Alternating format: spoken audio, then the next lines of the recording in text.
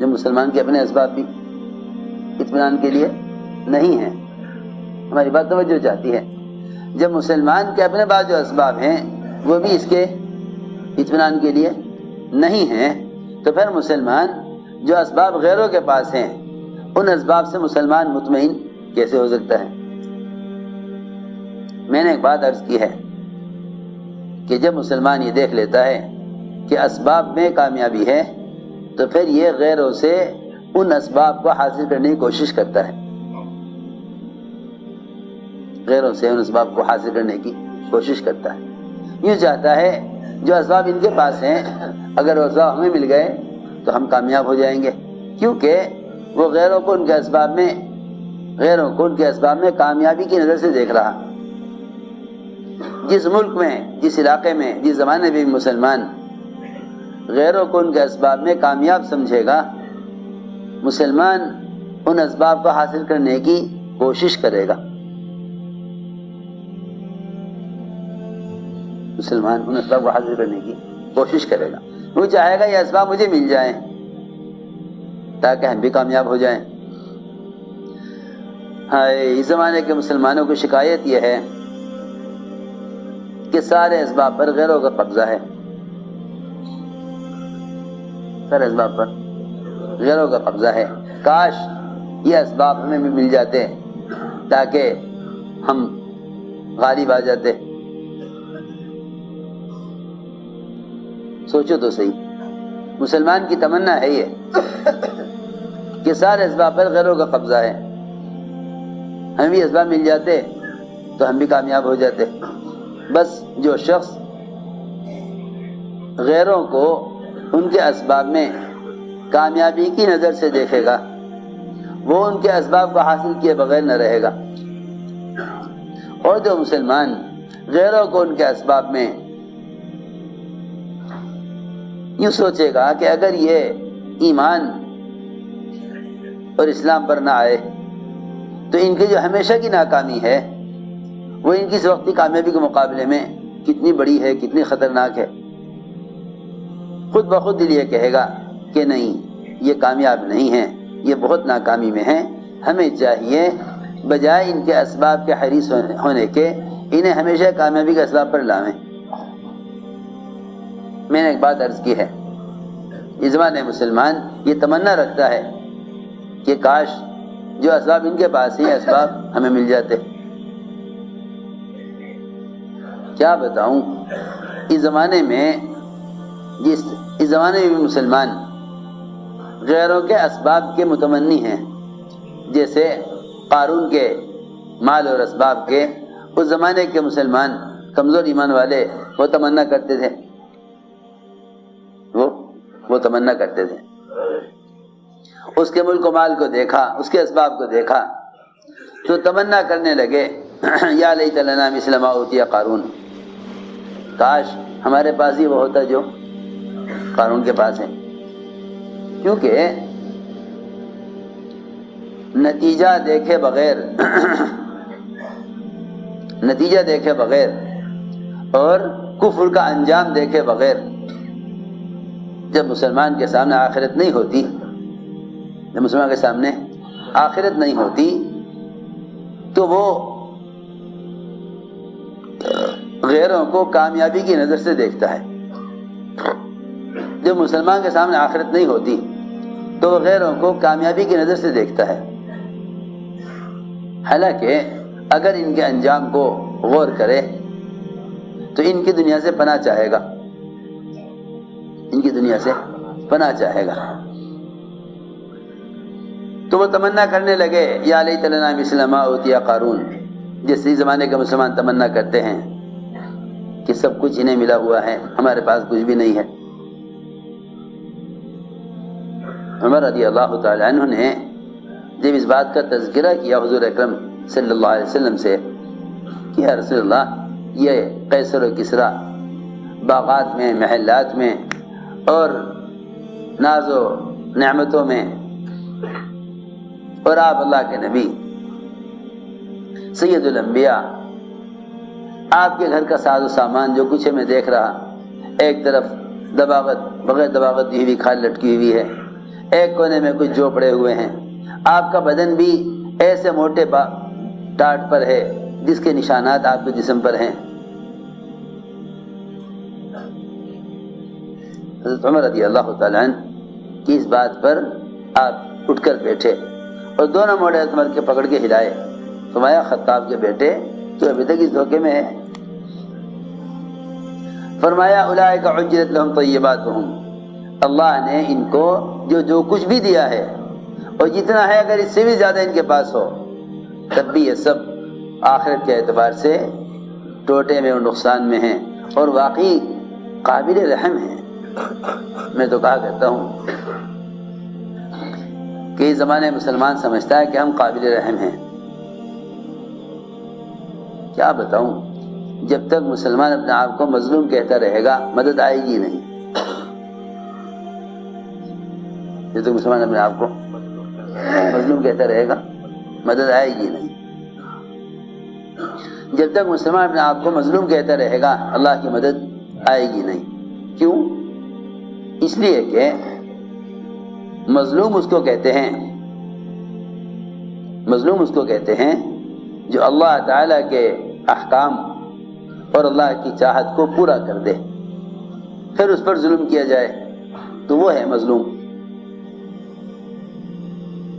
مظلوم وہ ہے جو اللہ تعالیٰ کی چاہت کو پورا کر دے پھر اس پر ظلم کیا جائے، صرف یہی ہے اللہ کی نظر میں مظلوم۔ اس لیے کہ اللہ تعالیٰ کی نظر میں انبیاء مظلوم ہیں، صحابہ مظلوم ہیں، انبیاء مظلوم ہیں، صحابہ مظلوم ہیں۔ اللہ تعالیٰ کے احکام کو پورا کرنے کے بعد جو حالات پیش آئیں یہ حالات اتنی ہی جلدی مدد لائیں گے، لیکن اللہ کے احکام کو توڑ کر جو حالات آتے ہیں، اللہ کے احکام کو توڑ کر جو حالات آتے ہیں، اللہ کے احکام کو توڑ کر جو حالات آتے ہیں اس میں باطل کی پکڑ نہیں ہوتی، اس میں باطل کی پکڑ نہیں ہوتی۔ مسلمان انتظار کرتا ہے کہ باطل کی پکڑ ہو ان حالات پر، کہ نہیں، باطل کی پکڑ اس وقت ہوگی جب مسلمان حکم پورا کر کے مظلوم بنے۔ اس لیے کہ اللہ کے احکام کو توڑ کر حالات میں پڑنے والا بھی ظالم ہے۔ اللہ کے احکام کو توڑ کر جو حالات آئیں گے وہ حالات جو آئیں گے وہ حالات مدد نہیں لائیں گے، وہ حالات مدد نہیں لائیں گے۔ دیکھو غور سے سنو، تو میں نے عرض کیا کہ مسلمان غیروں کے مال اسباب کو دیکھ کر تمنا کرتا ہے کاش ہمارے پاس بھی یہ ہوتا، کیونکہ انجام سے واقف نہیں ہے، انجام سے واقف نہیں۔ اس لیے اللہ رب العزت نے ہر زمانے میں باطل کی ناکامی مسلمانوں کو اس لیے دکھلائی تھی تاکہ تم ان کے انجام سے باخبر رہو، ورنہ جن کے لیے ہمیشہ کا عذاب ہے ان کو دنیا میں اللہ عذاب نہیں دینا چاہتے۔ سنو توجہ سے بات، اللہ تعالی باطل کو دنیا میں ہلاک کرتے ہیں مسلمانوں کو جگانے کے لیے۔ سنو توجہ سے بات، اللہ باطل کو دنیا میں ہلاک کرتے ہیں مسلمانوں کو سمجھانے کے لیے۔ اللہ باطل کو ہلاک کرتے ہیں دنیا میں مسلمانوں کو سمجھانے کے لیے کہ دیکھو تم جو کچھ ان کے پاس ہے اس سے تم اپنی کامیابی کو مت سوچنا، اس لیے کہ جو کچھ ان کے پاس ہے جب وہ ان کے لیے ان کی کامیابی کے لیے نہیں ہے تمہاری کامیابی کے لیے کیسے ہو جائے گا؟ جو کچھ ان کے پاس ہے وہ ان کی کامیابی کے لیے نہیں تو سوچیے کتنی آسان سی بات ہے۔ جو کچھ غیروں کے پاس ہے جب وہ ان کی کامیابی کے لیے نہیں تو پھر مسلمان ان سے کامیابی کی امید کیسے کر سکتا ہے؟ تو جب مسلمان باطل کے انجام سے بے خبر ہو جاتا ہے تو پھر مسلمان اس کی تمنا کرنے لگتا ہے کاش جو ان کے پاس ہے وہ ہمارے پاس بھی ہو۔ چنانچہ کمزور ایمان والوں نے تمنا کی یا لیت لنا مثل ما اوتی قارون، کاش ہمارے پاس وہ ہوتا جو قارون کے پاس ہے۔ تو علماء نے کہا، جنہیں اللہ نے علم دیا تھا، جنہیں اللہ کے وعدوں کا یقین تھا، انہوں نے کہا ویلکم، ارے ہلاکت ہو تمہاری، تم یہ کیا تمنا کر رہے؟ اللہ کی طرف سے عمل پر ملنے والا جو اجر ہے اور عمل پر جو وعدے ہیں وہ اس کی مالیت، اس کی حکومت سے کہیں زیادہ بہتر ہیں۔ لیکن سمجھ میں نہ آئی۔ جیسے اس زمانے کے لوگ ہیں وہ کہتے ہیں ہاں جی ٹھیک ہے، دین اپنی جگہ ہے، لیکن اصل تو دنیا ہے، اس کے بغیر گزارا کیسے ہوگا؟ اللہ تعالیٰ نے جب قارون کو اس کے مال کے ساتھ دھسایا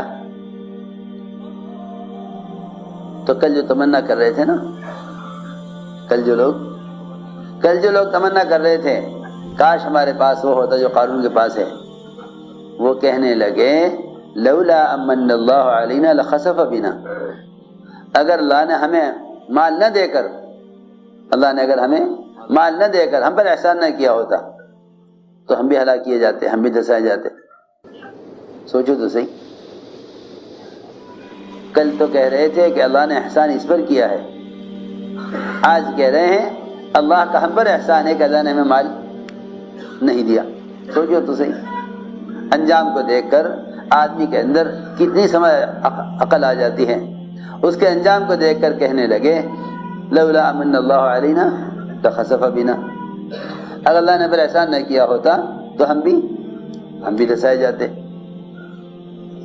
میں اس لیے عرض کر رہا تھا کہ اس زمانے مسلمان اس امید اور کوشش میں ہے کہ جو کچھ ان کے ہاتھ میں ہے ہمارے ہاتھ میں کیسے آ جائے، حالانکہ جو کچھ ان کے پاس ہے جب ان کی کامیابی کے لیے نہیں تو پھر مسلمان اس سے کامیابی کی امید کیسے کر سکتا ہے؟ میں نے ایک بات عرض کی ہے کہ اسباب نبی کے ہاتھ میں ہوں یا صحابی کے ہاتھ میں ہوں یا ولی کے ہاتھ میں ہوں یا اس زمانے میں عام مسلمانوں کے ہاتھوں میں ہوں، یہ سارے اسباب محض امتحان کے لیے ہیں، یہ سارے اسباب محض امتحان کے لیے، اطمینان کے لیے نہیں، یہ سارے اسباب محض امتحان کے لیے ہیں۔ چنانچہ اللہ نے آزمایا، خوب اسباب دیے، اعلیٰ نسل کی بیویاں سمیہ علیہ السلام کو خیال یہ ہوا کہ اپنی اولاد میں سے 100 مجاہد اللہ کے دین کی محنت کے لیے تیار کروں۔ 100 عورتیں صحبت کی، 100 میں سے ایک عورت کو حمل ٹھہرا، 99 عورتوں کو حمل نہیں ٹھہرا، ایک کو حمل ٹھہرا۔ اول تو یہ دیکھ لو کہ 100 عورتوں میں سے ایک کو حمل ٹھہرا، وہ حمل بھی وقت سے پہلے اللہ نے ضائع کر دیا، وہ حمل بھی وقت سے پہلے ضائع کر دیا، یہ دکھانے کے لیے کہ اگر تم کسی کام میں 1% کامیاب ہو جاؤ تو وہ 1% کامیابی بھی ہمارے قبضے میں ہے، ہم جب چاہیں گے ناکام کر دیں گے، ہم جب چاہیں گے ناکام کر دیں گے۔ وہ تو بھائی آدمی پریشان جب ہوتا ہے جب وہ کامیابی اور ناکامی کو اللہ کے غیر میں تصور کر لیتا ہے، اللہ کے غیر میں تصور کر لیتا ہے۔ اس لیے بات ذہن میں رہے سب کے کہ اللہ تعالیٰ کی مشیت، اس کی چاہت کائنات کے نقشوں میں نہیں ہے، اللہ تعالیٰ کی جو چاہت ہے اس کی رضا جو ہے اور ایمان والوں کے چاہت کے مطابق فیصلوں کا ہونا ہے، اس کا تعلق محض اللہ کے احکام سے ہے، اسباب سے نہیں ہے۔